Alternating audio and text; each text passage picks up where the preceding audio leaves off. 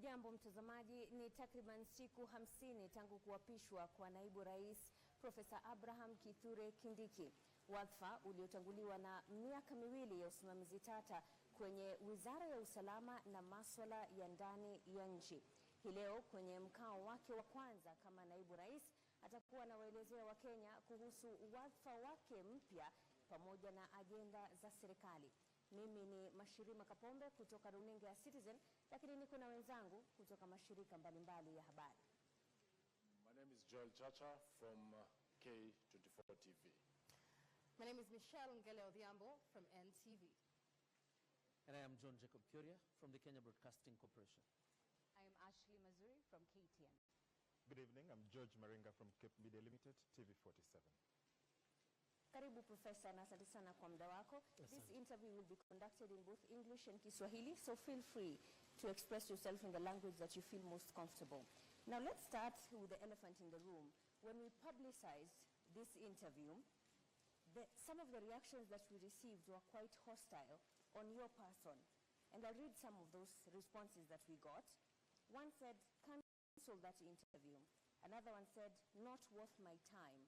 Another one called you a butcher and a murderer. Another said, who killed protesters under his leadership? Now, why would this interview generate so much hostility on your person? And why do you think Kenyans feel tonight whatever you have to say is not of value to them? First, I appreciate and thank you for having me on this broadcast. It is, maybe I'll start by saying that not everyone is saying what you read out. There are others who are saying other things. But that is still okay because it is the right of the people of Kenya to express themselves on what they think about their leaders, especially political leaders. And therefore, mine is to confirm that because I've been in public life for a while, in various capacities, I have endeavored to do my best to my country, and I have no regrets for anything. Maybe lessons learned, which is a common human thing that perhaps there are things I've picked along the way. But in terms of my public duty and commitment to our national interest, I have been extremely clear on what is expected of me in the various roles that I have played in this country. As Interior CS, where Kenyans feel that you oversaw massive brutality on Kenyans who are expressing themselves when they felt that their leaders were not representing them in the way that they should. Do you take personal responsibility for the murder of 60 people, according to the KNCHR? Well, the violent protest that took place early this year and even earlier on in 2023 unfortunately led to loss of lives. Some of those lives were lost in various ways, including through police action. I have no reason to take responsibility for anything because the space of violence and encounter with law enforcement is a space which is defined by law. And the role of the Minister for Interior is defined in the Constitution, Article 245, on what that role is.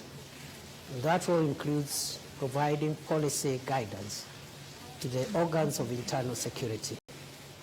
The role of police operations are protected through the mandate of independent command of the Inspector General, and therefore police operations, especially in engaging protesters or people who are seen as breaching the peace, is the province for the independent command of the National Inspector General of the National Police Service. As far as I'm concerned, the 2 years I have been the country's Interior Minister, every single day of them, when I woke up to do my work, to make sure that the security organs of our country that protect our country from threats, security threats, perform their work, and should they require any policy guidance, that guidance is provided. And that's all what I can say for now. So you're saying tonight that you have no say whatsoever when the police misbehave?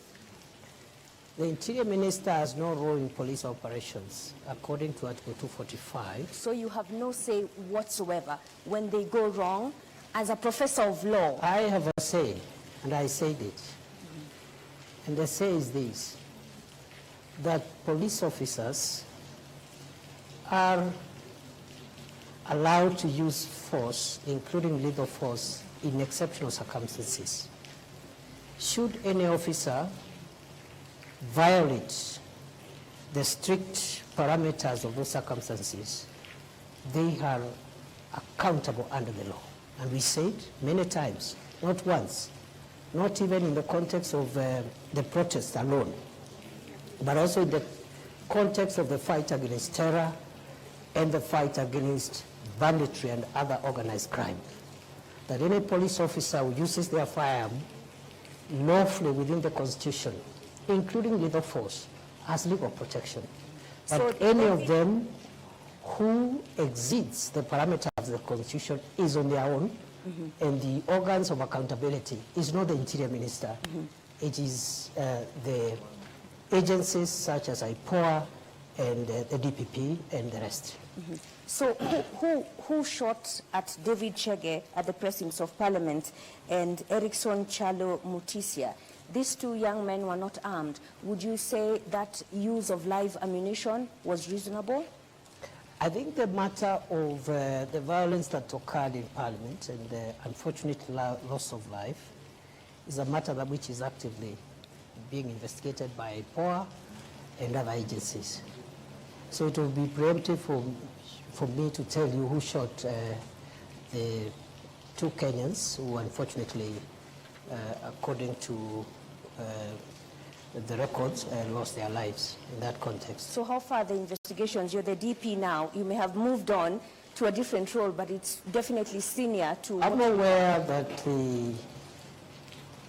there are two ways of conducting investigations. One is through the internal affairs unit of the police. But our policy in the last 2 years, while we were in that docket, we discouraged the internal affairs unit of the police from being the ones to investigate their colleagues because it raises issues of conflict of interest and perhaps perceptions of bias. So we encourage the Independent Police Oversight Authority to be the one to do the investigations. The report I had when I left the ministry is that they had made some good progress. They reported to me they had some 6 files which are ready from the context of the riots and the violence around that time.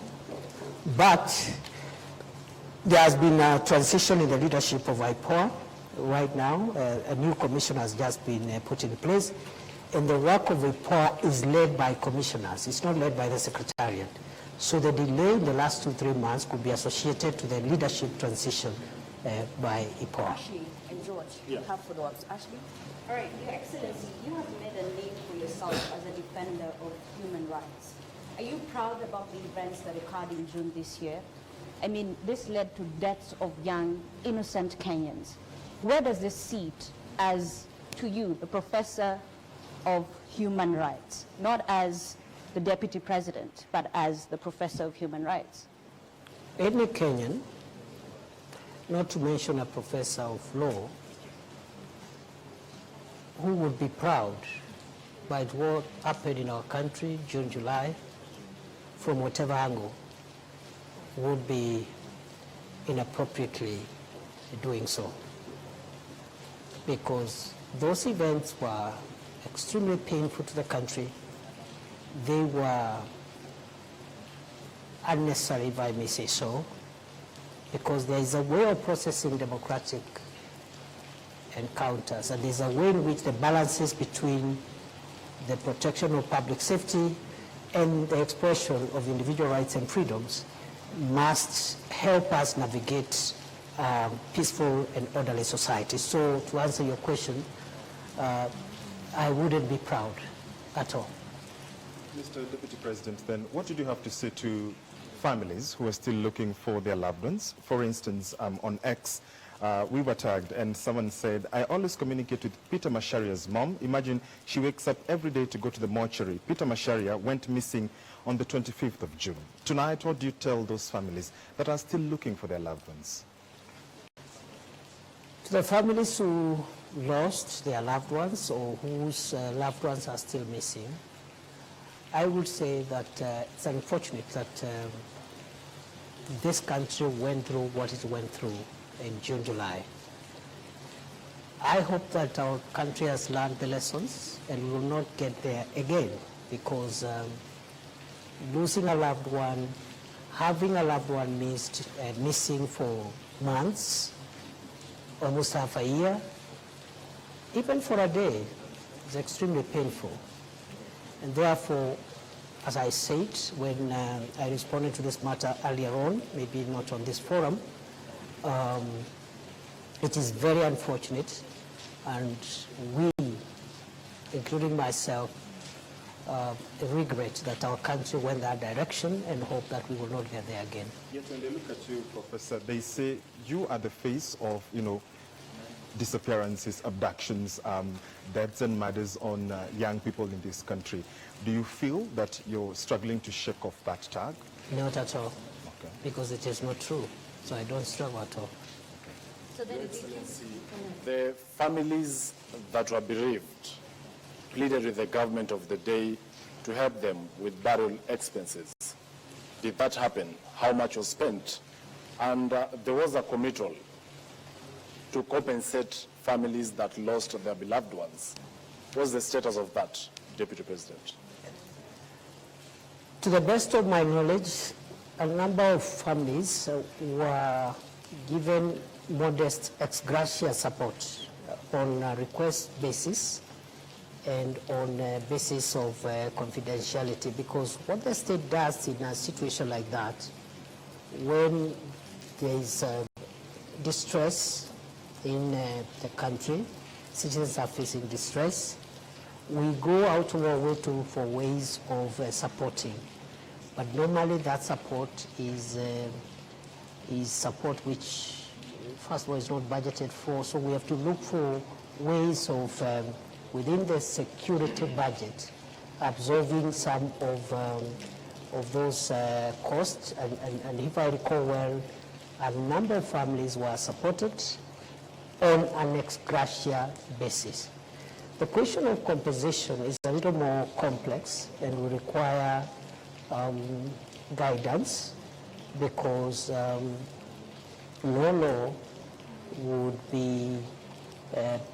would allow expenditure on compensation for events similar to what we had. I am aware, even in more extreme cases like terrorist-related deaths and injury, it is anticipated that victims of terrorist crimes and other violent acts would be compensated. And I think when we left the ministry, we were trying to develop regulations on the operationalization of Section 49 of the Prevention of Terrorism Act. And I think that can form a basis of thinking of how else or in which other circumstances perhaps extreme cases of loss and injury could be compensated. So that's a discussion we are having, and I'm more than willing to follow up. Even in my new role, nothing prevents me from following up and ensuring that in justifiable cases which are defined by law, where injury or loss happens and the law allows, then compensation can ensue. So this evening you're telling Kenyans that the bereaved families will have to wait longer until the law is developed, and I'm not actually asking for specific families. These are public resources for purposes of accountability. Once again, how much was spent to settle the burial expenses? I wouldn't know because it's not, you know, there's no vote called burial expenses. There's no vote like that. So this is ex gratia support, not just for these cases, many other cases every day that the state deals with are done ex gratia within the security operations budget, and therefore it's not possible to pinpoint. This amount was used for burial because of the lack of a specific vote line. On the time frame for compensation? What about? What time can they wait? For how long can the law be developed? I am not sure, but we will do our best to make sure that cases where we form consensus, national consensus that require compensation are onboarded, because even in the extreme and glaring cases of terrorism, I've told you, it has taken, I think now, quite a number of years since we enacted the Prevention of Terrorism Act to operationalize that section. So I'm hoping perhaps within the year, within the coming year, we can work with the new leadership in that ministry and other stakeholders in the normal way government works and process perhaps regulations of the operationalization of some of these issues. As to whether that can be expanded beyond terrorism-related incidents, that is a discussion again which we can open up to stakeholder input and have it dealt with.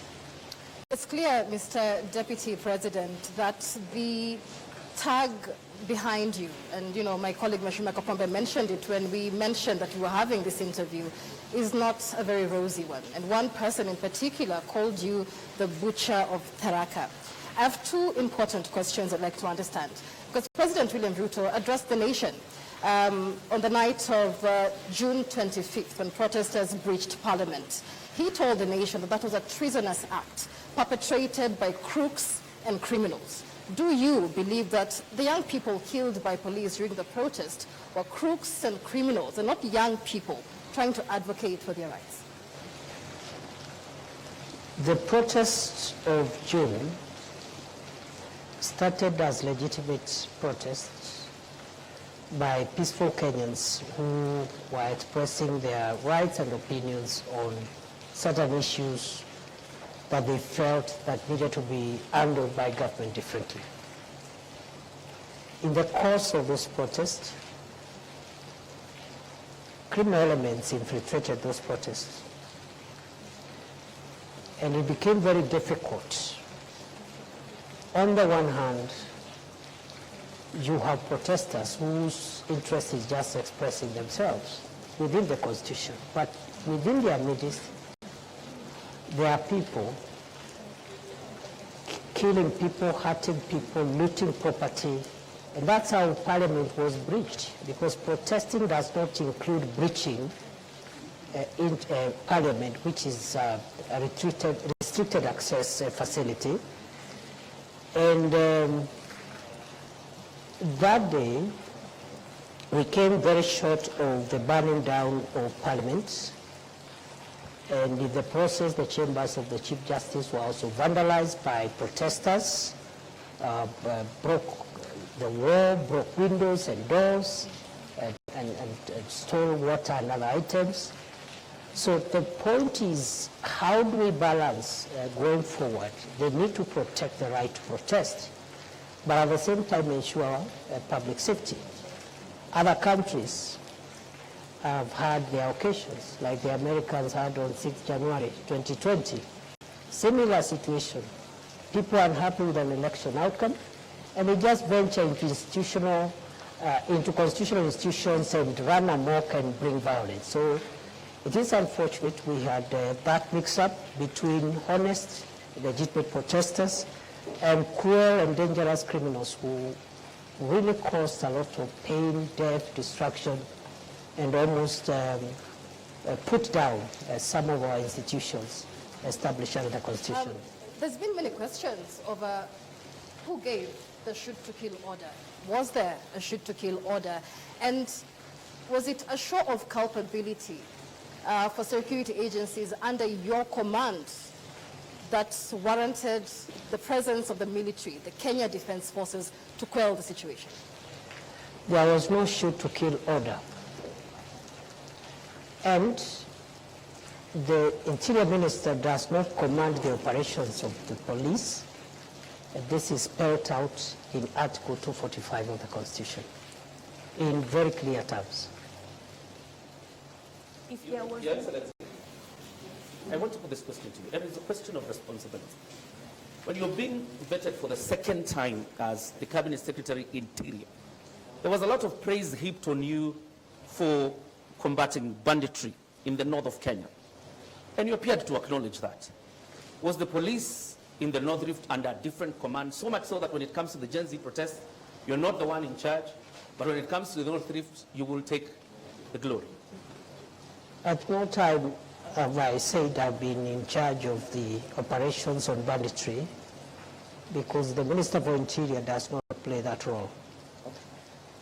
Have I provided it policy leadership to deal with banditry in the last 2 years? The answer is yes, in a very consequential manner, with great humility, because other than advising on the establishment of the Operation Maliza Uhalifu and the gazettement of the disturbed areas. You know, that's the job now of the minister. Those are policy interventions.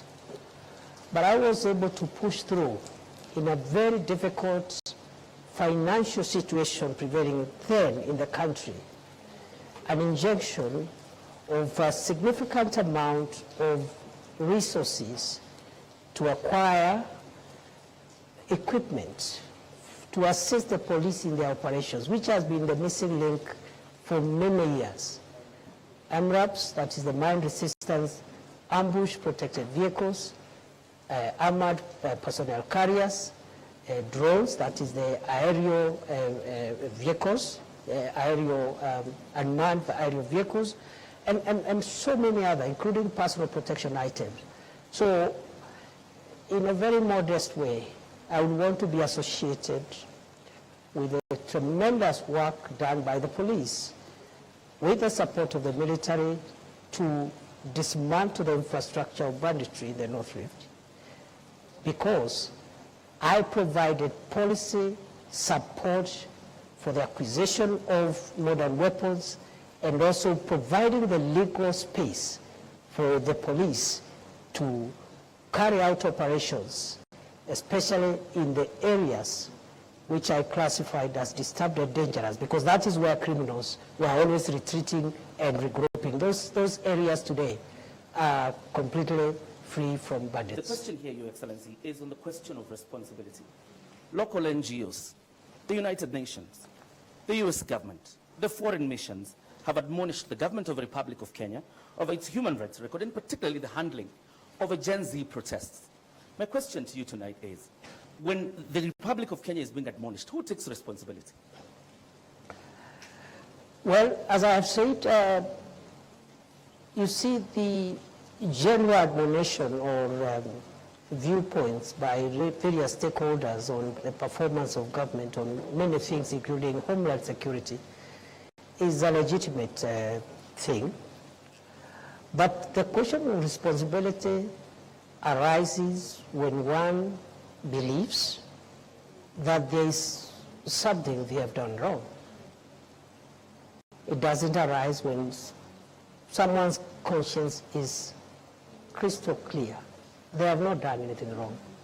From where I sit, the nearly 700 days I served as Kenya's Interior Minister, one, I can account for each of those days what I did for this country, sometimes under great distress and risk, which I knew I'm exposing myself, but because of duty, I had to do it.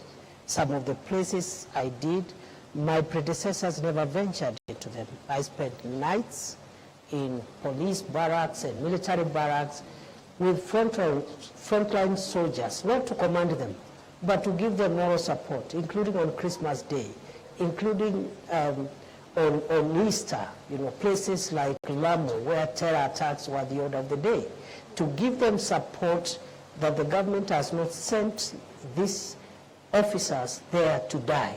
They have sent them there to protect the nation, and as minister, my moral support and the policy guidance I gave, I think, was instrumental in a big way because of the feedback I have received from the officers.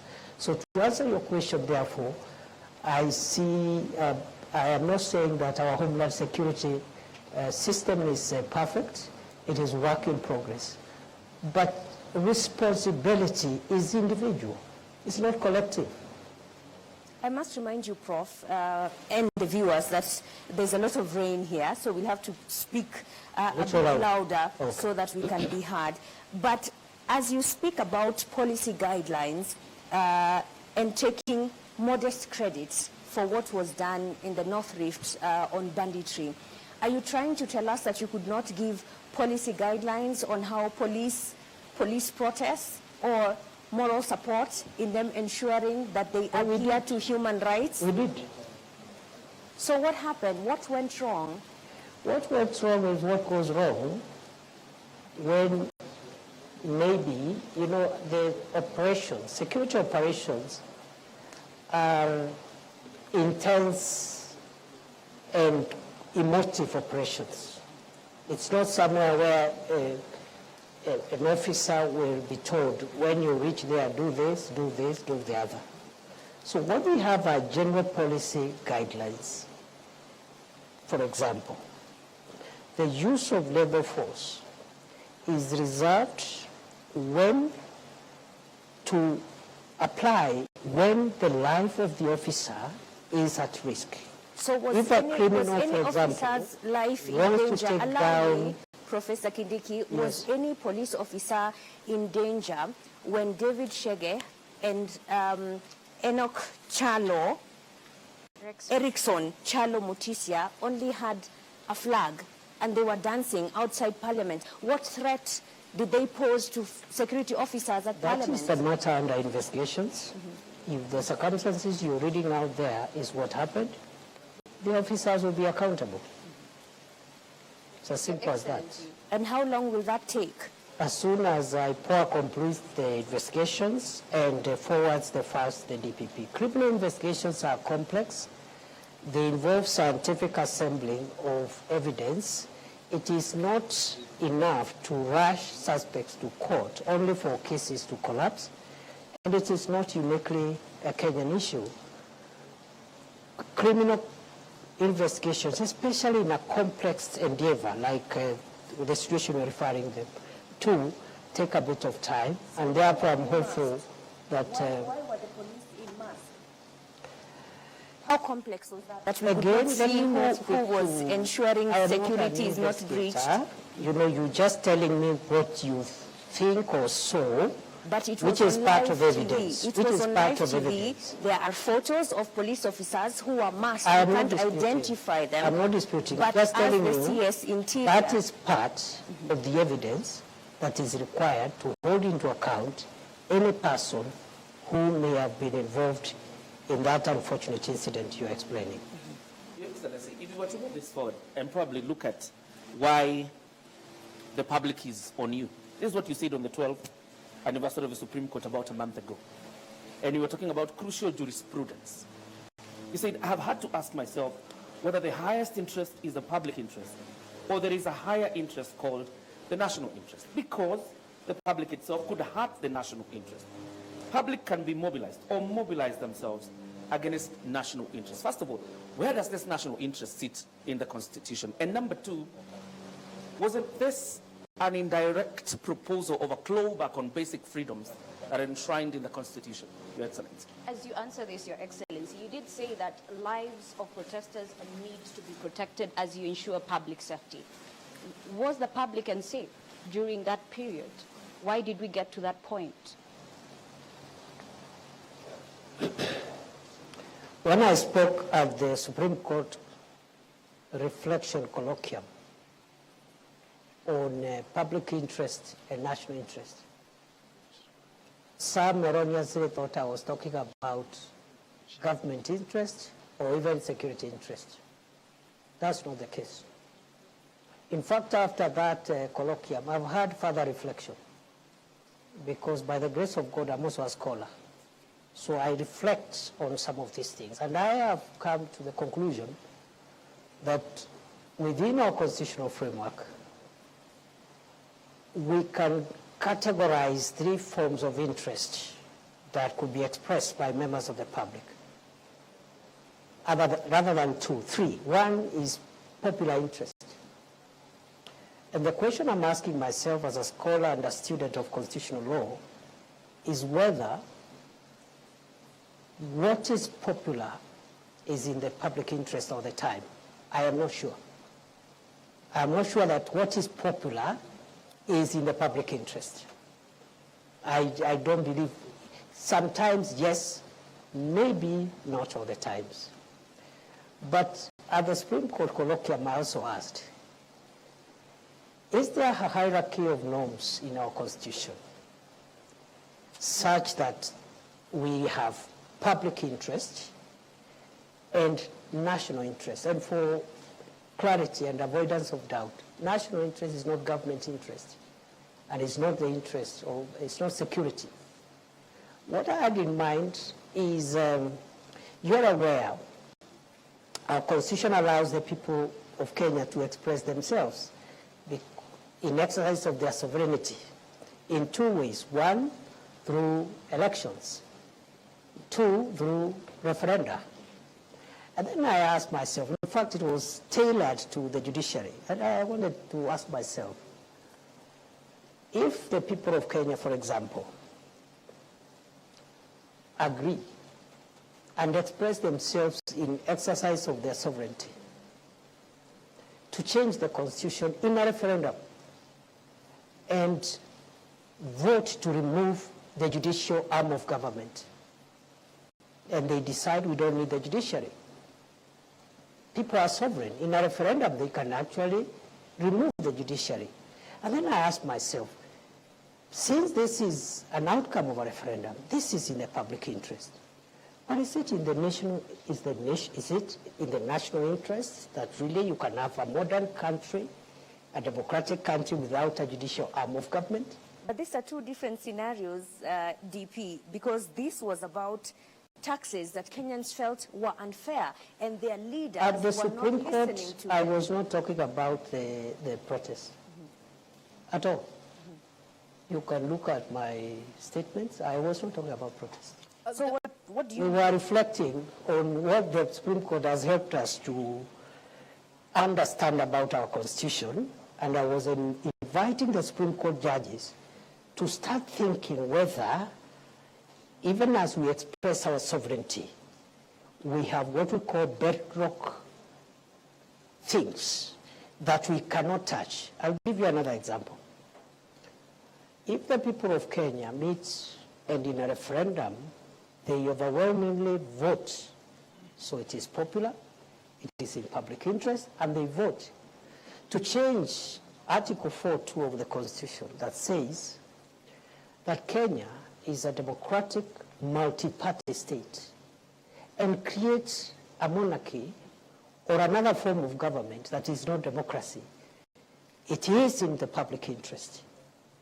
It is popular. It's in the popular interest. But is it in the national interest? My answer is that it is not. So within the Constitution, there are things you can change and still not change the DNA of our Constitution. There are others, once you touch them, the DNA of Kenya as we know it changes forever. That's what I was discussing. It's very interesting that you mentioned that, Your Excellency, because during your vetting, following your reappointment as Interior Cabinet Secretary, you are on record saying that you will specify designated protest areas, potentially undermining the right to peaceful assembly outlined in Article 37 of the Constitution. How would you justify limiting spaces where Kenyans can express their grievances at a time when the government is facing mounting criticism, and why? That is the practice in all democracies. Show me one democracy where people are free to to express themselves anywhere, anyhow, anytime, notwithstanding the rights of other people, including traffic, the right for traffic to flow, and so forth. I have been, before I became minister, I was an academic. And for about 12 years, I traveled to about 100 countries around the world. So I'm very familiar with many democracies. Many of them, including the Hague, where I spent almost 7 years in the International Criminal Court trials, they discriminate places where you go and express yourself. Every institution actually is mandated. If it's parliament, they designate a place, and then the police gives some routine. They say between 11 a.m. and 3 p.m., a certain group will protest. And they tell the police will be about 500 and so forth. And then you protest there, you hand your petitions, someone comes and receives petitions, then you vacate. Maybe in the evening another group will come. That's what we might start thinking about. But as long as we think that expression of rights means you venture and frustrate everybody else who is not part of your protest, then we are courting anarchy, and that's not part of democracy. And peaceful protest, because even when, if we go to Chacha, even when you saw the protests regarding the 16 days of activism against gender-based violence, they were just roughed off by police. One even wonders, because we even have had leaders who have expressed a fear and concern that actually it's not even Kenyan police. So who are these that appear when Kenyans exercise the democratic freedom of picketing? The example you have given was regrettable, and government has already addressed itself to that issue. The Principal Secretary for State Department for Internal Security did Don't you think the precedences are too many? Not really, I don't think so. And I think with the apology that the State Department gave, I think Kenyans should give governments the benefit of doubt. Mm-hmm. Because if the intention was to keep on doing this thing, then an apology was unnecessary. If you know you're going to do it again, you just keep quiet and do it the following day. Did you realize this only when you became the interior boss? And despite having served in various capacities in the leadership of the Senate, you didn't think of introducing that bill then? In 2015, I introduced the Homeland Security Bill, which, as leader of majority in the Senate, which was taken up and became part of it is what became the miscellaneous security laws of 2014. I know some parts of that law were struck out, but 85% of those laws are what has made Kenya. Specifically on limiting the protesters? The security laws did not cover the issue of protest. But it covered a wide range of issues that we needed to deal with to make sure that our country is safe. But on the other hand, legislation is work in progress. It doesn't end with one piece of legislation. It happens every day. Democracies which have been in place for 300 years are still making law, even security-related laws. So I did my bit in certain aspects, as in the example I've given you, but it is not true that when somebody serves as a member of parliament or Senate, everything that needs to be legislated will be done during that time. DP, as we wrap this topic up, there's one question that many Kenyans would like to know. In a Citizen TV interview after the protests, you said that infiltrators were linked to elements within government and opposition. And you said we have evidence leading to political operatives from across the political divide. We will prosecute. How far are we with that? How many of those planners or operatives? The last time I checked, I've been following up after that. And you know, that's not too long ago. That was July. After that, as you're aware, the cabinet was dissolved. The entire cabinet. For that period around August, there was no cabinet. July, August, and then September, the vetting. So by the time I went back to the ministry, it was sometimes, I think, it was October, I can't remember the date. And we are following up on that process. As much as I know, a number of people have already recorded statements, and as far as I know, a file was forwarded by the DCI to the DPP, but it was returned to seal certain gaps that have been discovered by the DPP, and therefore that is work in progress. As I said, criminal investigations take long, but I'm sure there will be accountability for everyone who may have either incited violence or taken advantage of the peaceful protest to infiltrate that democratic process. But you said you have evidence. Why should it take long? Or is it only a preserve of the political class? That evidence, I have just told you that it was presented to the DPP, and the DPP said it was not enough to convict. You can have evidence which is not enough to convict. I could believe, okay, that the evidence is enough, but the DPP, who has the final say in qualitative and quantitative evidence, is the one who has the police to do more work if we have to sustain prosecution. So the police didn't do a very good job, that's what you're saying, in the investigation? This is routine, it happens every day, not just in Kenya, all over the world. Police do their work, and that's why there's that two-tier mechanism. So the DPP looks at it and said, no, we need to fill this using the elements of crime. You need the evidence of this. So we cannot say the police didn't do a good job. It happens every day. Thank you. Thank you very much. We'd like to move to the next topic, which is your ascension to power as the Deputy President and the politics around it. And this session will be led by Ashwin Mazuri. All right, Your Excellency, did you play a role in Rigathi Gachagwa's ouster? No. Then are you proud of the process, the impeachment process that many said were flawed that led to your ascension to power as the Deputy President? The process you are referring to, I think, involved three arms of government: the executive, the judiciary, and the legislature. To that extent, to the extent that constitutional institutions were involved and are still involved, I see no problem with that process, and if there is a problem, there is a way of remedying that problem. What about the right to fair hearing that he did not get? That's the matter before court, unless you want me to discuss the merits of the matter before court. So then what's your relationship between you and the ousted, impeached Deputy President? As it was before. Are you friends or not? We are good people, we're good friends. I have no reason to complain in the past, present, and even in the future. Was there a handover? Yes. An official handover? The official handover. There wasn't an official handover because the former Deputy President is in court. You wouldn't expect him to hand over if he's in court. Your Excellency, which IEBC cleared you? Did you take your papers there? How were you cleared by the IEBC? There's no requirement to clear Deputy President who ascends to office by virtue of Article 145 read together with 150.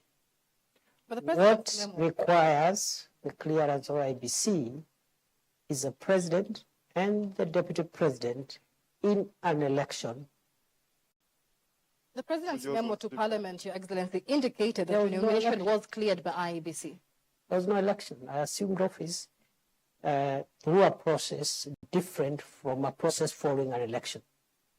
Is it an indictment of the judiciary, Your Excellency? Because the former Deputy President, through a court process, is actually outside.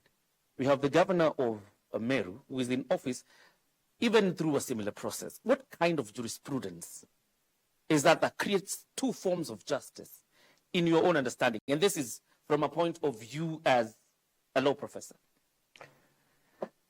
First, the two cases you have cited were beneficiaries of court injunctions. The only difference is in one, after the inter partes hearing of the matter around whether or not the injunction should be preserved.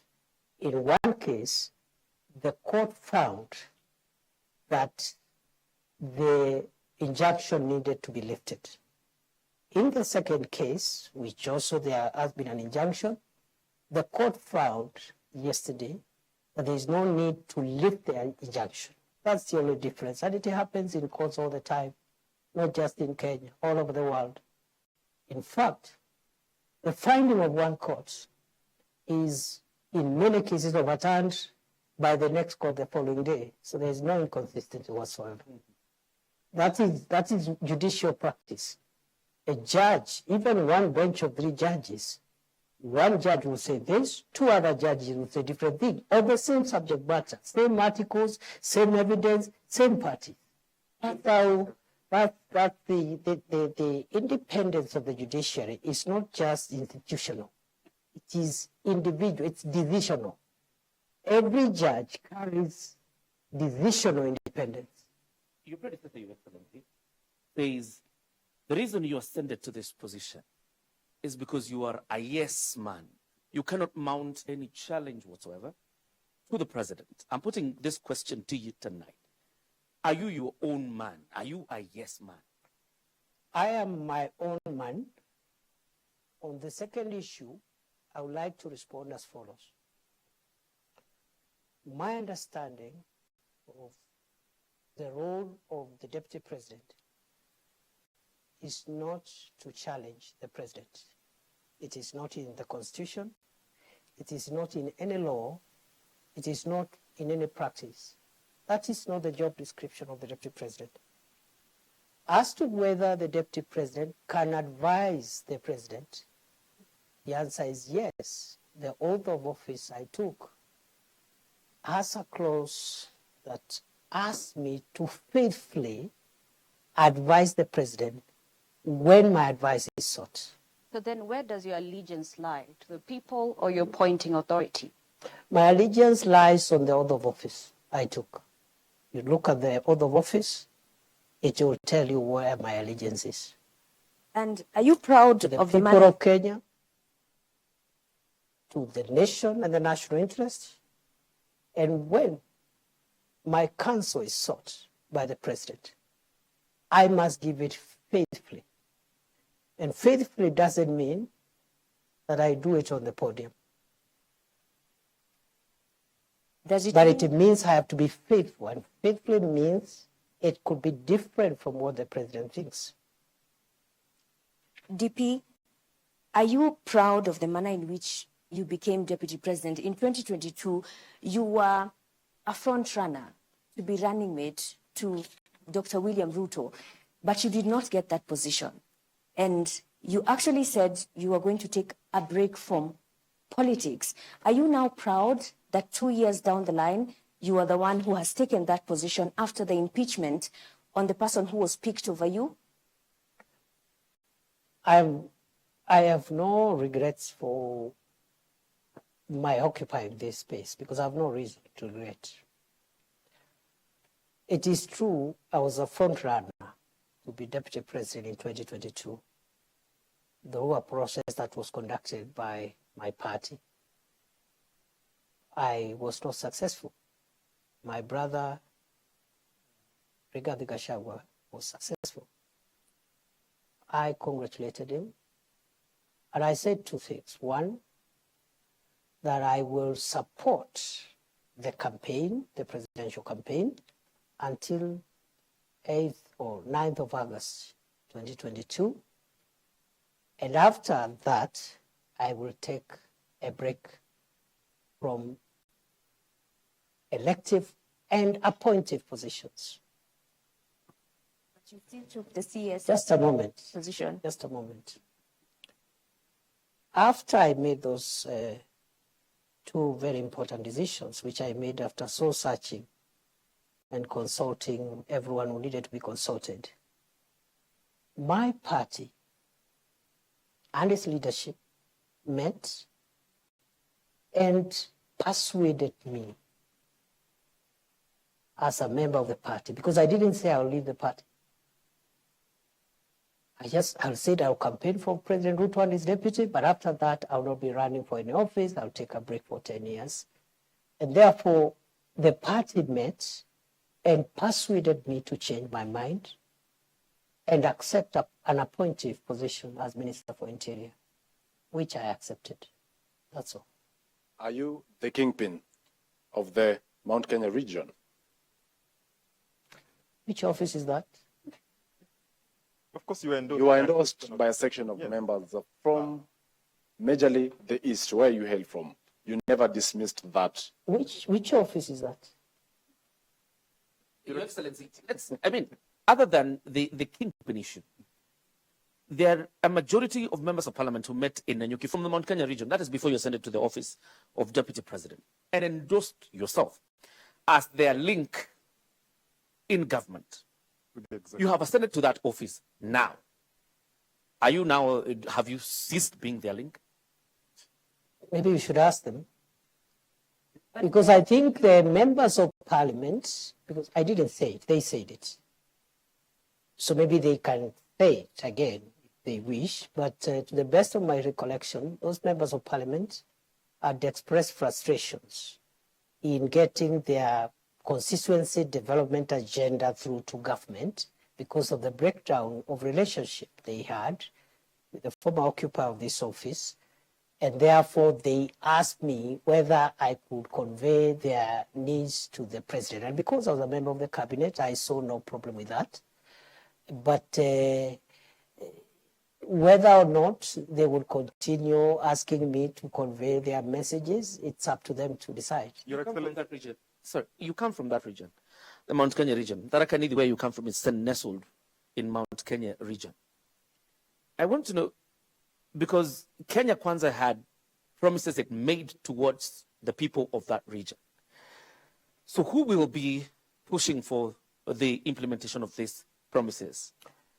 That region, like other regions in Kenya, has very many elected leaders. The office I occupy now as Deputy President is an office of the Republic. Unlike other leaders, for example, who have a subnational mandate. And therefore, the way I see it is that the people from the region you're referring to, which happens to be where I was born and raised, have a right, just like the people from the coast, Western, Nyanza, Rift Valley, Northeastern. They have a right to use this office, because it's a national office, to channel their needs, interests to the government. So I see no contradiction. I see no change of position. And the only thing I don't understand is this thing about the kingpin or something. I don't understand it because there is no office like that. And are you still hopeful, and do you think there is the possibility of you becoming William Ruto's running mate come 2027? How would I know? Your Excellency, then you've talked about development and, those members of parliament using this office to lobby for development. Shouldn't then development be a democratic right so that then there is no need to lobby and to push for it? That's not true. The reason you have subnational representation of political leaders, members of the National Assembly, members of the Senate, their mandate is subnational. A member of the National Assembly represents the interests, priorities of the constituency where they are elected. Of course, in the context of a broader national perspective, because some of the things that they want them passed are not projects and programs, they are legislative in nature, and you require the parliament as a whole to support you. For example, recently we had a Sugar Act sponsored by a member of parliament from Western Kenya, where sugar is mostly grown. But it required the votes of the member for the members from Northeastern Coast, where there is no sugar, and Central, to pass it. So the point is this: it is not true to say that a member of parliament does not need to articulate the interest of their people, because they are elected purposely for that. They are elected to articulate those interests and convey them either to the executive, to the legislature, and make sure that those interests at that local level are realized. During your inauguration, when you took oath of office, your boss, the president, Dr. Ruto, said he felt he was a lone voice in the executive. From your interaction, 50 days in, is he still a lone voice? And perhaps you interact with him, he's your boss. I really don't know. Do you think you're I fulfilling? really don't know Do you think you're fulfilling how he's that? feeling? Yeah. Because again, that's not in my place. I wouldn't know how he's feeling at the moment. All I can say is that I'm doing my best to do my constitutional duty. That constitutional duty is being principal assistant to the president and also helping him in the delegated assignments that he has given me. And I'm doing my best. How he's feeling now, I cannot be, it's not in my place to tell you how happy he is. Or Do you think he's confident of what you're doing? Is he happy with what with your work? So. I have no reason to doubt that he's confident. You've been deputy president for only 50 days now. What would you say is the qualitative difference between you and the former deputy president, given that the operating environment hasn't changed? It will be very improper for me to start comparing myself with my brother, the second deputy president. The president has spoken very highly of your leadership and your contributions, as my colleague George Maringa here says. If the president feels that he has accomplished his key goals and decides not to run for re-election, would you consider running yourself? Do you believe that you have what it takes to run the country? That question is an unfair question. Am I allowed to complain? Why is that? It is an unfair question. Because I have just been entrusted with a very serious and grave national responsibility.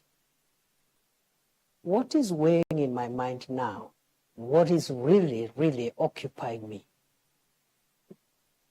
is the desire to discharge those obligations, because the expectations of the people of Kenya, the expectations of the president are so high. If I started occupying myself with ideas of what will happen, I don't know when, I'll be the most unsuitable person to be seated before you today. Your Excellency, I want to rephrase Michelle's question regarding you and the former deputy president. Let's not even go with the qualitative differences. But clearly there are lessons you must have learned from Gachagwa's tenure in office. What lessons are those? You know, my friend, you know, in leadership is defined by certain ethos and parameters. And I want to persuade you to allow me not to discuss my brother, the Honorable Rigathi Gachagua, because he's my friend. And you've not heard me bad-mouthing him anywhere before, when he was in this office, or even after he left office. So please spare me, because it is not right. It is wrong to start comparing myself with the predecessor or someone who occupied this office now, or in the past, or a person who would occupy it in the future. Are you being cautious, Your Excellency? The region you come from is very restive, and it's quite a significant, it has quite a significant position in terms of votes. Are you being cautious now when I ask you the question of lessons you've learned? Are you being cautious not to antagonize the former deputy president? I have no reason to antagonize anybody.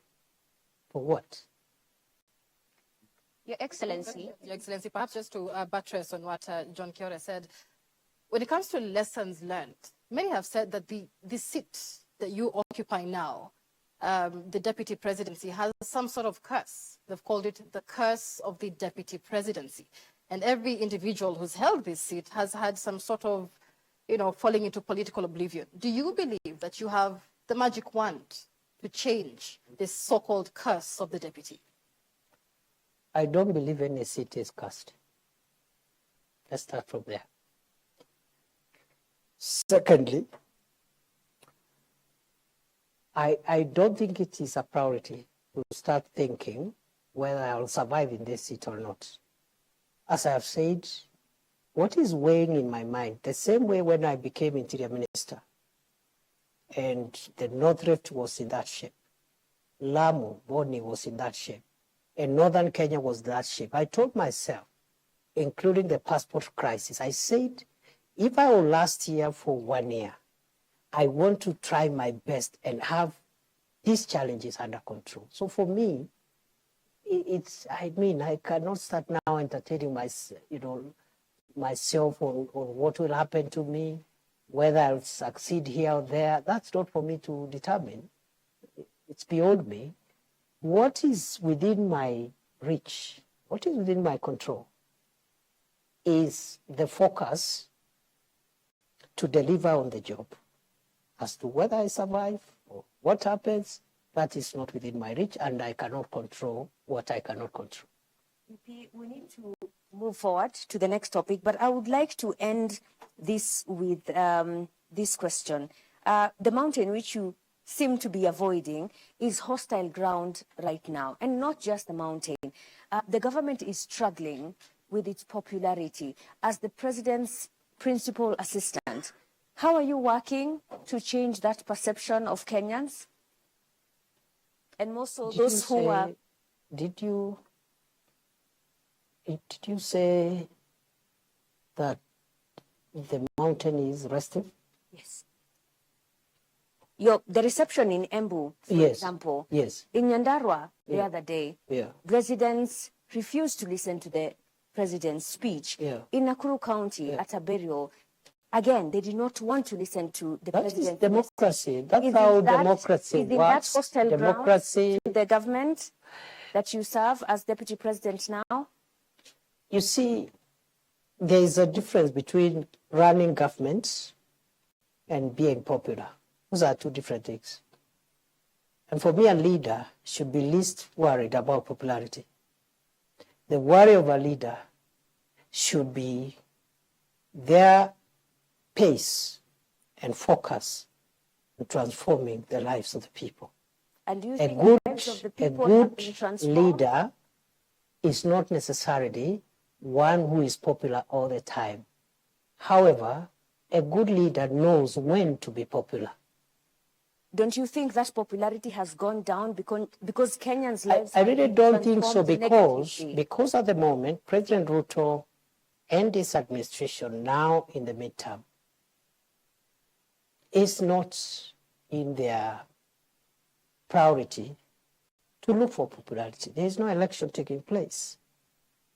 The task of the government now at midterm is to track the pace of delivery, where there are gaps, fill those gaps, and just deliver on the commitments. The time will come when there will be popularity contests. And let me tell you, for avoidance of doubts, that is not President Ruto's worry. I also don't think that should be the worry of this administration. If we start worrying about popularity now, we'll lose it, time will elapse. We could even win the election next time, but we will not have delivered as we ought to deliver. Your Excellency, and that transformation that you're talking about, Ashley, allow me, is what brings us into the next topic, which is about the economy. And Joel Chacha is going to lead that session. Well, the government of the day boasts of a 2.8% inflation rate, which is a 17-year low. But the question here is on the shrinking disposable income. That is through what many may consider overtaxation. And the purchasing power, hence, is low. How are you working to ensure that there is money in the pockets of Kenyans?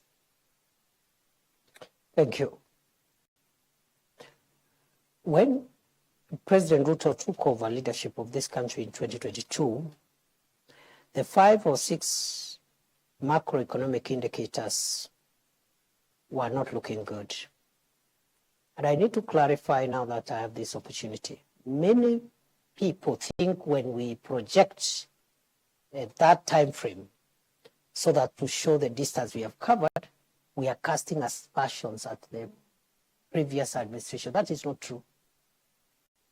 Kenya got to where it was in 2022 because of factors mainly beyond the control of President Uhuru Kenyatta, because the country's economy was shut down for nearly 2 years by COVID-19. No economic activity.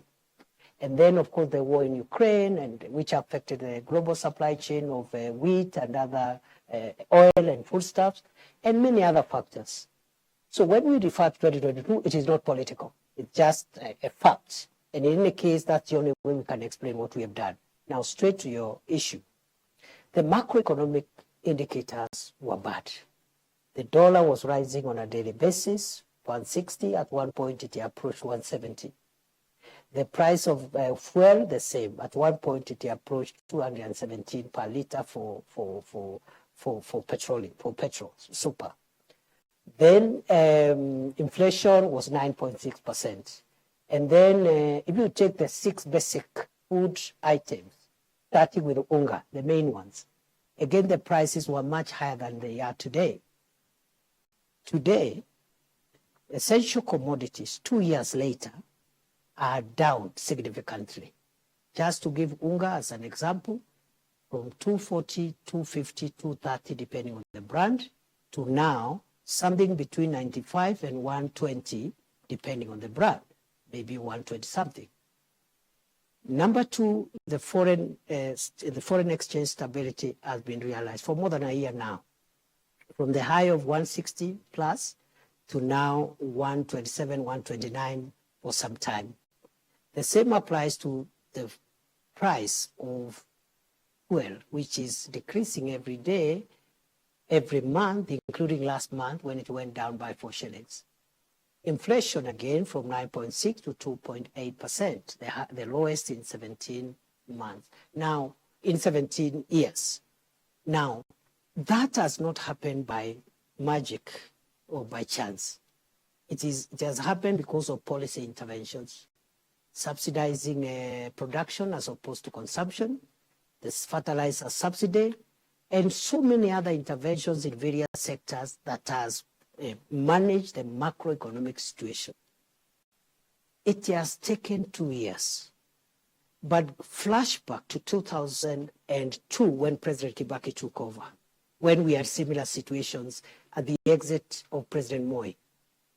It took President Kibaki 6 years to bring back macroeconomic stability. President Ruto has taken 2 years, by the grace of God.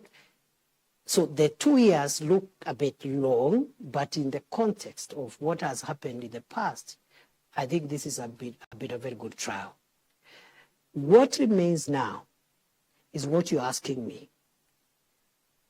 The macroeconomic stability, for it to be felt by citizens, must be followed by microeconomic stability, which is improving household incomes, creating jobs, and so many other things that we are doing in the space of SMEs, in the space of the various sectors, including manufacturing and tourism.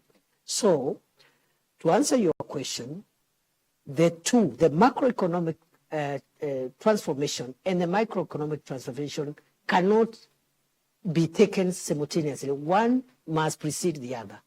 Going forward, therefore, the remaining 3 years is the interventions. We're going to have interventions that will respond to the issues you say. Already those interventions have been operationalized.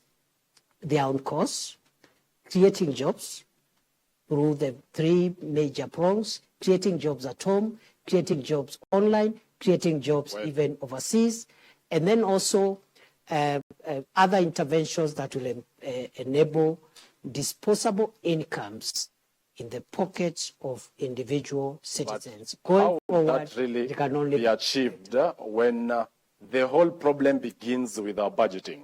For instance, despite the challenges faced in the fiscal year 2024-2025, your projections in the next fiscal year for 2025-2026 you're looking at having a budget of 4.25 trillion Kenya shillings, with the revenue, ordinary revenue, actually crossing the 3 trillion mark. That basically will translate either to more debt, because already we will record a 759 billion fiscal deficit.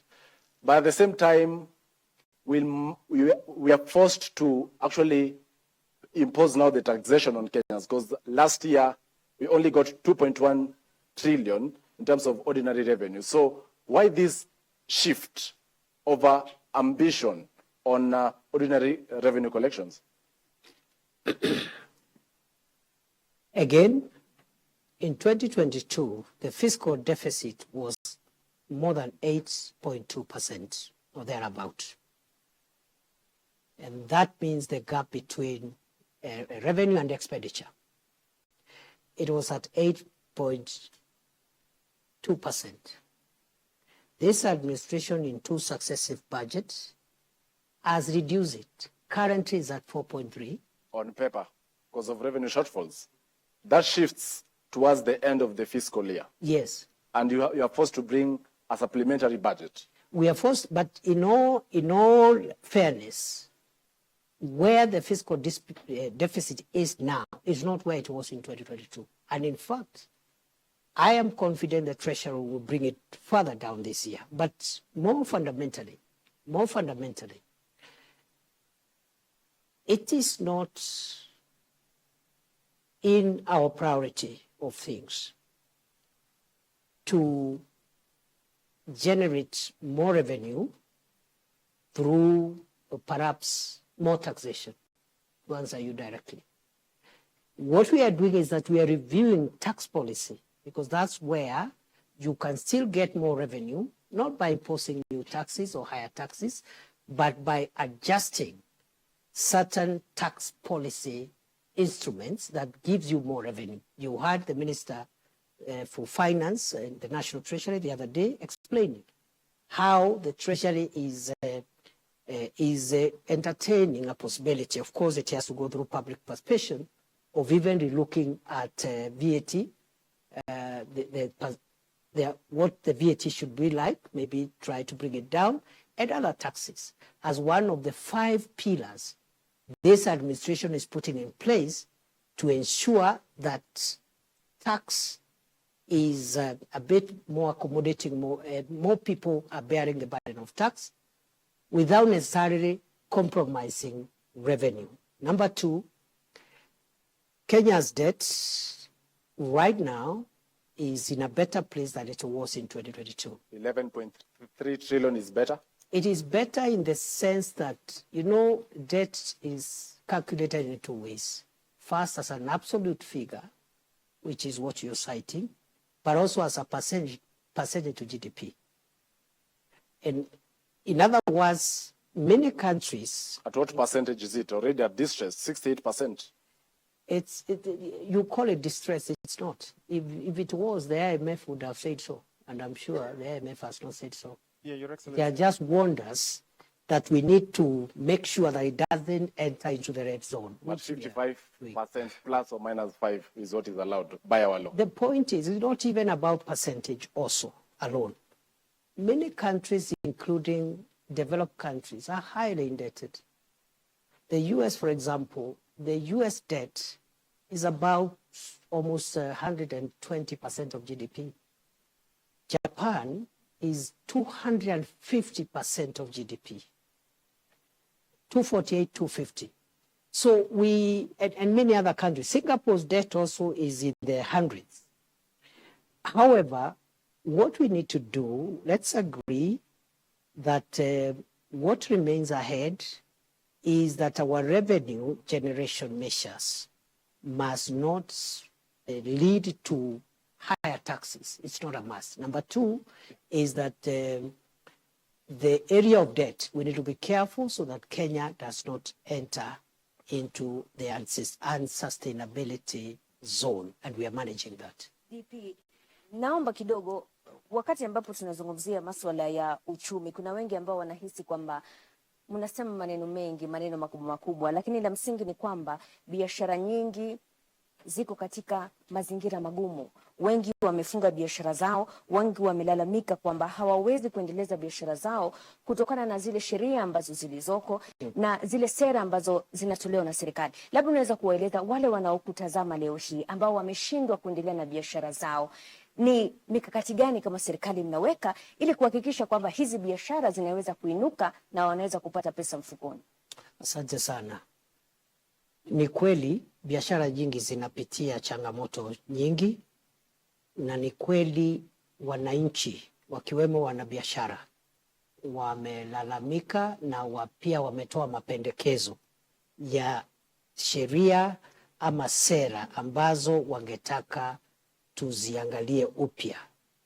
Najua ya kwamba hivi sasa Wizara ya Uwekezaji na masuala ya industry ama viwanda inaongea na KEPSA. KEPSA ni ile Private Sector Alliance ama kikundi cha wanabiashara katika sekta ya binafsi. Wanajadiliana kuhusu mambo mawili, na jana wamekuja hapa kunipatia mahali wamefika katika majadiliano. Ni leseni gani ambazo tunapaswa kuziangalia upya, na vilevile masuala ya ile levies ambazo zinatolewa na mashirika mbalimbali. Kwa hivyo swala hili la ugumu wa wanabiashara wetu ni swala ambalo tunaliangazia, tunajadiliana na wale ambao ni washikadau, na serikali iko tayari kutoa mwelekeo ama sera mpya za kuzingatia uboreshaji wa biashara. Ile jambo ambalo limesema, manake watu wanakwenda Krismasi hawana hela mfukoni, watakula nini sikukuu? Unajua hayo majadiliano sio ya Krismasi, ni ya kurekebisha. Januari kuna na hela za karo zinazohitajika. Pia hiyo mjadala sio wa maneno ya karo, ni wa kurekebisha idara zetu na ili biashara zetu sipanuke. Nataka niwahakikishie kwamba nimesema jana, waziri wa viwanda na uwekezaji pamoja na wakilishi wa shirika hilo ambalo ni la wanabiashara wameniambia wako katika mjadala, na Januari nimeambia hao waniletee ile ripoti yao ili tuipitishe ama tuijadilie katika baraza la mawaziri. Kwa hivyo mwakani tutakuwa na mfumo mpya, sera mpya, sheria mpya za kuboresha biashara. Lakini pia kuna wale ambao wanasema, nikimalizia, kuna wale ambao wanahisi kwamba hizi biashara kuna mazingira magumu kwa sababu wale ambao wanapata mshahara, kwa mfano, zile pesa ambazo wao hutumia kwenda kwa hoteli, kwa mfano, kwenda kununua chakula, zimepungua kutokana na yale makato ya mishahara. Kwa hivyo wengi wanashikilia zile hela kidogo walizobakishwa nazo, ndio maana hizi biashara hazisongi mbele. Unasemaje kuhusiana na hili? Unajua, nimesema ya kwamba Wizara ya Hazina ya Kitaifa imesema ya kwamba iko na mambo manne ambayo inataka kushughulikia ili kujaribu kusawazisha maneno ya kiuchumi na kuhakikisha wananchi wamepata nafuu ya kiuchumi katika household, yani katika individual level, kwa sababu tumekuwa tukikabiliana na mambo ya kijumla. Sasa tunakabiliana na mambo ya kibinafsi, na kati ya hayo majadiliano kutakuwa na sera mpya za mambo ya ushuru na mambo ya kibiashara. Lakini la muhimu zaidi ni kwamba katika hayo majadiliano ni lazima tujue ya kwamba ile ushuru ambao unakatwa, kwa mfano katika mambo ya bima ya afya, unaweza kuwa unapunguza kidogo mshahara wako kama mtu ambaye ameajiriwa kazi, lakini ile bima ambayo ni ya kila mwananchi itapunguza zile arambe za kimatibabu. Kwa hivyo wewe labda pesa yako imepungua kidogo, lakini hizi arambe 5 ama 10 ulikuwa unaitwa kwa sababu uko na mtu kwa familia ako na shida ya figo, shida ya moyo, hizo harambee zikipungua, there is a net off. Kuna vile hiyo mkato imekunufaisha hata kwa njia zaidi kuliko vile ilikuwa, because swala la naibu rais, yeah. Lakini unapozungumzia masuala yote, licha ufanisi huu wote, we've seen the president Dr. Ruto say we are proud that our sister country of Tanzania is now leading in our business engagements. The success of Tanzania is the success of East Africa. Businesses have been, closing shop and going to neighboring countries. So you're speaking of this, and KEPSA has talked about it, that the government seems not to be listening to those who run businesses, that they're escaping to other countries. I've just told you we are having a conversation with KEPSA. Why don't you call them after this interview? We did speak a few weeks ago with Bimal Shah. Should have told you that they are engaging. And he did say that, whereas that engagement is happening, it is not... Two areas. Yeah. One is the regulatory. They say there is multiple regulation, or what they are calling over-regulation. The second issue on the table is on taxation. We are a bit careful because the issue of taxation, we would rather have it in the broader tax policy and other fiscal issues that are being discussed and spearheaded by the National Treasury than just to take just that business community and handle their taxation issues without the context of looking at tax as a general issue. I really need to ask a question on the tax regime, because today there has been an announcement that there is a task force that has been formed to get to the bottom of why businesses are closing down in the Republic of Kenya and relocating to other countries. Your Excellency, doesn't that sound absurd? Why do you need a task force to establish why businesses are closing when all you can blame is the taxation regime? You need to, because this is something that has happened for the last 20 years. It has not happened this year. Just look at which organizations have left Kenya when. The last 25 years. And that's why the contribution of our manufacturing sector to GDP has dropped from as high as 12% many years ago to 7.5%. On the pending bills. So it's an accumulated problem. And I think there are no quick fixes. The best way to do it is to just analyze all the factors and bring recommendations that will last us another 40, 30 years. The financial inadequacies being experienced in the country perhaps are as a result of the pending bills. More than 650 billion for the national government, 150 billion for county governments. But you're not budgeting for it. Do you promise Kenyans that as soon as the pending bills verification committee concludes its work, you're going to settle the pending bills? We will implement the recommendations of the pending bills verification committee. Thank you. VP, tumebakisha dakika kidogo kabla ya kufunga, lakini hii leo kumekuwa na mabadiliko katika baraza la mawaziri, na kuna wengi ambao wanahisi kwamba the appointments that have been made seem like a harvest just 10 days after President William Ruto met retired President Uhuru Kenyatta, and all those appointed to the cabinet and board chairs seem to be from Mount Kenya. What is this about? You know, the cabinet, appointments, dismissal, reassignments, if you look at Article 32, is the prerogative of one person, the president. So I'm sure the changes that the president has made have been made in exercise of that prerogative and to advance our country's national life in the weeks and months to come. I cannot directly associate themselves with the political developments, but also I have no reason to disassociate themselves from any political development, because the president has made it clear that for the country to pull and rally itself to do the heavy lifting, there is need for a broader political consensus. It started with the inclusion of the partnership with some of the ministers who were appointed, who were allies of former Prime Minister Raila Odinga. The ministers and parastatal chairs who have been elected, who have been appointed today, many of them worked under President Uhuru Kenyatta. That is in the spirit of broadening political consensus so that we can focus not on political competition and the quest for political survival, but on pulling the heavy agenda that we need to pull to transform Kenya and carry everybody. But there are those who... Many Kenyans feel duped or betrayed by the Kenya Kwanza administration because during the 2022 election campaign, the hustler narrative was the cornerstone of the Kenya Kwanza administration, a break away from traditional political dynasties to more ordinary Kenyans, right? But the appointments being made recently by President William Ruto are people or individuals from established political families.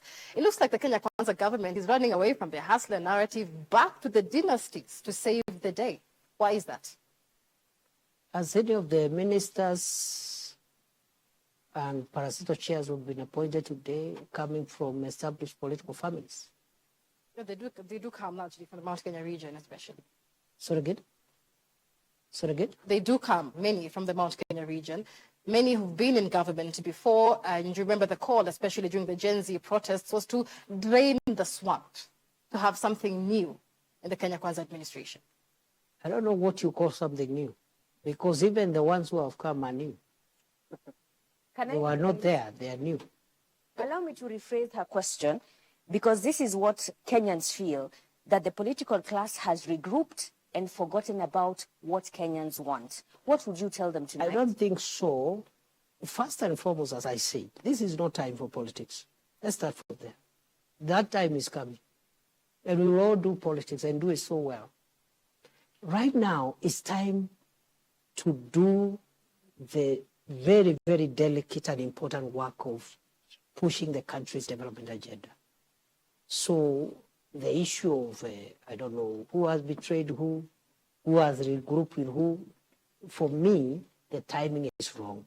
Okay. And for Kenyans who are expressing their democratic views about some of these developments, they have their time when it is election time to express themselves on what they think about those in leadership. Your Excellency, to matters now development projects, and we've seen the issue that Kenyans are actually expressing is that this government is forcefully imposing government projects, programs. For instance, vaccination of animals, SHA, that is the Social Health Authority, affordable housing, and I'll begin by that before we get to the specific programs. What do you make of, or what do you think about this? Because Kenyans say it is too soon. It is being buttressed on them. You're forcing it down their throats. That is not true. Maybe it's a misunderstanding because has anybody been arrested for not doing anything? What the government is doing is it is doing its obligations to the public. The government's obligation to the public is to work for the national interest. The national interest in this matter includes, for example, universal health coverage, making sure as many Kenyans as possible have medical cover, because many homes have been rendered poor. Even people who had something, they have sold everything to pay for medical bills, especially when it is chronic and critical illnesses. Okay. Many poor people live by chance. They take herbs, they go for, some look for witch doctors, they cannot access medical care. So we are saying, what government is saying is that it is in our interest as a country that every Kenya has an insurance, a medical insurance. It is not taking people to court for not having a medical insurance. Those are two different things. Okay, fine. The same with vaccination. What the government is saying about vaccination is that we have certain targets as a country to grow the livestock and that value chain around livestock and livestock products. For us to reach those targets, we need to access European market, the Middle East market, and even the regional market under the African free trade area, and then also under economic EPAS, the partnership between Kenya and the European Union, which we signed last year. In many of these markets, our products are being denied access And one of the requirements is sanitary and phytosanitary standards. That is to say, health-related standards. One of the requirements for us, for example, to meet our export demand is that your herd must be vaccinated. And what we are rolling out is a vaccination program which has always been there for 40 years, but because there has been no campaign, high-level government campaign, we've been vaccinating about 10% of livestock. So many of our livestock are rejected when we take them out either as live animals or beef because of the vaccination question. So it is purely a disease control issue. The vaccine is developed by Kevevapi in Kabete, by Kenyan scientists. It has always been used. It is only that we are doing a campaign to make sure, other than vaccinating only 10% of livestock, we can have 80, 90, 100% vaccination for purposes of getting market access, exporting livestock and livestock products even to other countries. DP, it's good that you, before you go to affordable housing, Ashley, because we're still on the vaccination issue, you may be explaining a very good thing for the country, but are you aware that citizens are agitated by the language of their leaders? Is there a more decent way to explain your programs and not seem like you're forcing it down their throats? And I'll give examples. Adani Consolation, the president said it is people who have never been to the airports that are complaining. When it comes to the vaccination, majority leader, yesterday I think, said ni watu hawana ng'ombe, hawana kuku. How do you think that makes citizens feel when they are trying to express themselves, yet they are met with arrogance? And to add on to that, the Kenya Veterinary Association perhaps has, among the recommendations they've given, they've said improve public awareness, enhance stakeholder engagement. When will Kenyans feel they are participatory in this government, in these projects that affect them? First of all, we agree that we need to create awareness and also just carry citizens along in our government programs. And also, generally, as government, we need to continue communicating to the people in a manner that is consistent with our obligations under the Constitution. But having said that, I am sure again, because we were here an hour or so ago, I'm sure you are not inviting me to comment on statements by the president or another leader, because that, let's discuss the issues. Let's not discuss, those kind of issues, because in the process, the message will be lost. And the message is these programs are for the interest of the nation. There is nothing sinister about it. As to if we need to improve our communication and engagement strategy, I agree with you.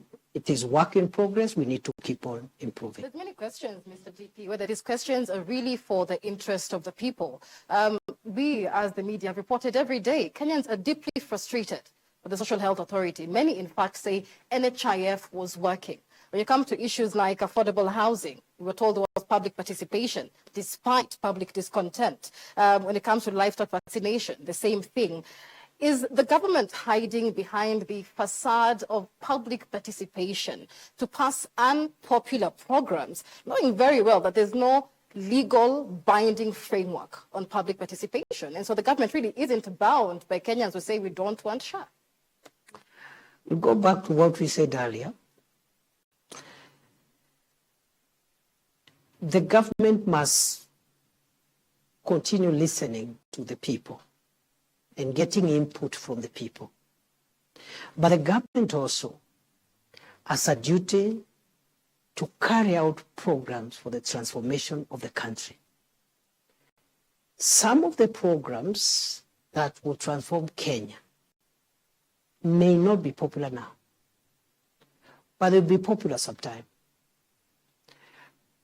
Singapore, for example, which many people praise, one of the factors and anchors that took Singapore where it was, among other anchors, is the housing anchor. And today, if you look at Human Development Index, Singapore is up there. And one of the variables is housing, because almost 99% of everybody has a decent home. So, and it was unpopular at the time when the Singaporean leader was bringing this program. It was very unpopular. In fact, it had a component of compulsory savings. But today, many years later, after this leader left the scene, the people of Singapore are very happy that this project propelled their country into the first world. So I will end with what I started with, that what is popular may not even be in the public interest. And sometimes what is in the public interest may not be in the national interest. And the work of government is not to look for popularity. Popularity is a function of elections, which we do every 5 years. And every politician has a way of transacting with electorate to look for popularity during election. In between here, it is to engage the people, listen to the people, which we are doing. In many instances, we may not be perfect because government is a human endeavor. Like any other, we are not 100%, but we are continuing to listen. And as the president said during the State of the Nation address, listening is a full-time occupation of every leader. Thank you very much. And therefore, these programs may have the kind of, the consensus is not yet there, but they will transform Kenya. And many years later, when many of us who are in this space are not even here, Kenyans will come in succeeding generations will be grateful for the housing program, the universal health program, the agricultural reform program, and all the other programs this government is rolling out for the transformation of Kenya. Thank you very much, Deputy President, Professor Abraham Kithure Kindiki, for your time. And I think Kenyans tonight will be waiting to see what will happen next in terms of how you listen, how you communicate, and how you take action after you have made promises. Asante sana. Mimi nimekuwa wako Mashirima Kapombe kutoka runinga ya Citizen. Joel Chacha kutoka runinga ya K24. Michelle Ngele Odhiambo, NTV. John Jacob Kuria, KBC. Ashley Mazuri, KTN. George Maringa, TV47. Usiku mwema mtazamaji.